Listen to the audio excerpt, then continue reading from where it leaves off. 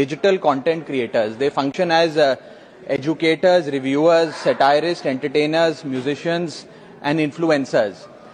ये सही मायने में सर भारत के ग्रास रूट कम्युनिकेटर बन गए हैं और इनका यूट्यूब चैनल हो या इंस्टाग्राम पेज हो, ये इनके लिए सोर्स ऑफ एंटरटेनमेंट नहीं बल्कि इनकी सोर्स ऑफ इनकम है, इनका एसेट है. It is the fruit of their hard work. But एक चीज से ये सब परेशान है और उस मुद्दे को आज मैं सदन में उठाना चाहूंगा. That is the issue of fair use and arbitrary copyright strikes by digital platforms. Sir होता क्या है कि अगर एक कंटेंट क्रिएटर कुछ सेकंड, चंद सेकंड, 2-3 सेकंड के लिए कॉपीराइटेड कंटेंट को रीपर्पस करके कमेंट्री, क्रिटिसिज्म, पैरोडी, एजुकेशनल या न्यूज रिपोर्टिंग पर्पसेस के लिए यूज करता है, चाहे वो क्रेडिट देता हो, उसको इंसिडेंटली यूज करता हो, कॉपीराइट स्ट्राइक मारकर उसकी यूट्यूब चैनल है, प्रॉपर्टी है या इंस्टाग्राम पेज है, उसे वाइप आउट कर दिया जाता है और उसकी सालों की मेहनत चंद मिनटों में समाप्त हो जाती है. Sir, livelihoods must be decided by law and not by arbitrary algorithms. Sir, this by no means that one is against copyright holders. उनके हार्डवर्क और ओरिजिनलिटी को रिस्पेक्ट करने की जरूरत है, लेकिन यह समझने की जरूरत है that fair use is not piracy.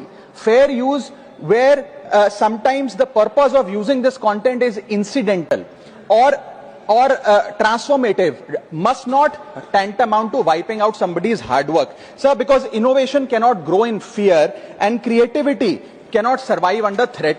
India का कॉपीराइट एक्ट सर 1957 में बना. एक ऐसे दौर में बना जब ना इंटरनेट था, ना कंप्यूटर थे, ना डिजिटल कंटेंट क्रिएटर्स थे, ना यूट्यूब, इंस्टाग्राम था.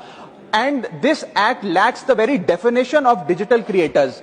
ये फेयर डीलिंग की बात करता है, लेकिन फेयर डीलिंग की बात किताबों, मैगजीन और जर्नल के कॉन्टेक्स्ट में करता है, जो उस दौर की इंफॉर्मेशन डिसेमिनेशन के सोर्सेज थे, ना कि आज के दौर की. इसीलिए मैं 3 मांगे आज सदन में लेकर आया हूं. मेरी पहली मांग है, amend the copyright act of 1957 and define digital fair use. परिभाषित करिए कि ट्रांसफॉर्मेटिव यूज क्या है, जैसे कि commentary, satire, critic, explanation.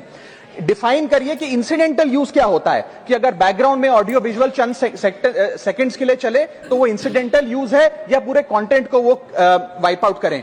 Proportionate use, educational use, public interest use and non commercial use की परिभाषा देने की आज आवश्यकता है. दूसरी मेरी मांग है sir, bring in the proportionality doctrine in copyright enforcement.